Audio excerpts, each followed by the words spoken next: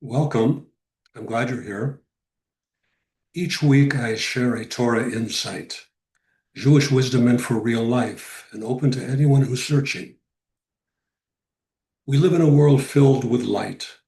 Screens glow, information is everywhere, and yet many people feel strangely disconnected from one another and sometimes even from themselves.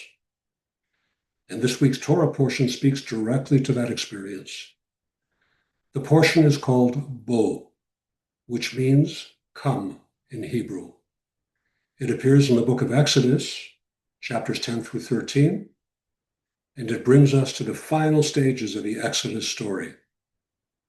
There's one moment in particular I would like to bring to your attention, and that is the ninth plague, the plague of darkness.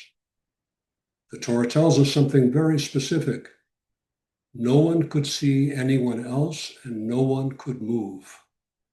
Yet at the same time, the children of Israel had light in their dwellings.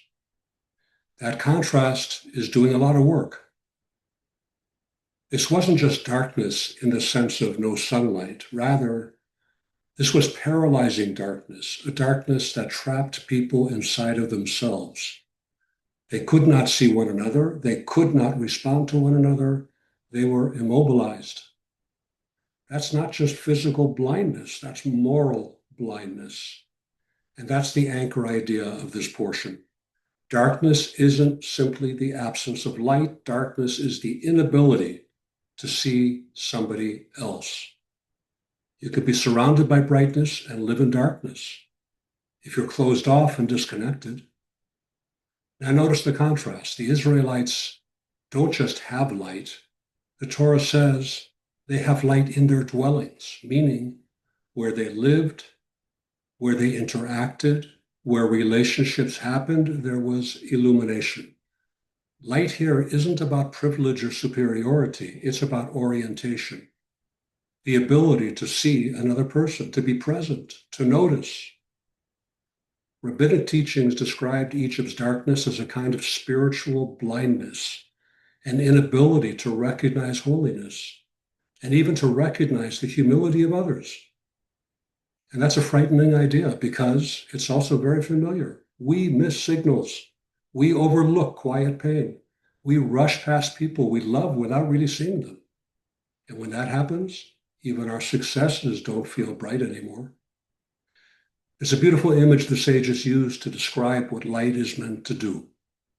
In the Holy Temple in Jerusalem, the windows were built in a very unusual way. They were narrow on the inside and wide on the outside, not to draw light inward, but to send light outward. And that message is very simple. Spiritual light is not meant to be contained, it is meant to radiate. That's the deeper teaching of this week's lesson. Real illumination isn't about shining alone. It's about seeing others and letting what's inside you warm the space around you. So here's a gentle question to carry this week. Where might we be surrounded by light, but still not fully seeing the people around us?